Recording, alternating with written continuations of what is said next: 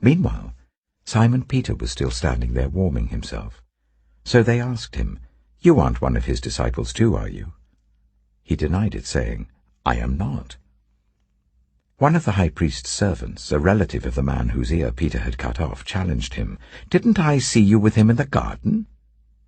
Again Peter denied it, and at that moment a cock began to crow.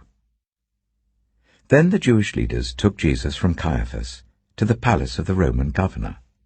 By now it was early morning, and to avoid ceremonial uncleanness they did not enter the palace because they wanted to be able to eat the Passover. So Pilate came out to them and asked, "What charges are you bringing against this man?" "If he were not a criminal," they replied, "we would not have handed him over to you." Pilate said, "Take him yourselves and judge him by your own law." "But we have no right to execute anyone," they objected. This took place to fulfill what Jesus had said about the kind of death he was going to die. Pilate then went back inside the palace, summoned Jesus and asked him, "Are you the king of the Jews?" "Is that your own idea?" Jesus asked, "or did others talk to you about me?" "Am I a Jew?" Pilate replied. "Your own people and chief priests handed you over to me. What is it you have done?" Jesus said, "My kingdom is not of this world.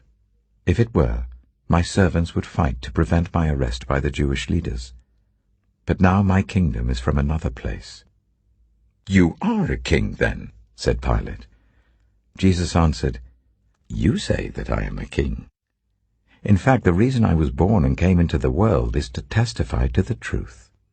Everyone on the side of truth listens to me." "What is truth?" retorted Pilate. With this he went out again to the Jews gathered there and said, "I find no basis for a charge against him. But it is your custom for me to release to you one prisoner at the time of the Passover. Do you want me to release the King of the Jews?" They shouted back, "No, not him. Give us Barabbas." Now Barabbas had taken part in an uprising.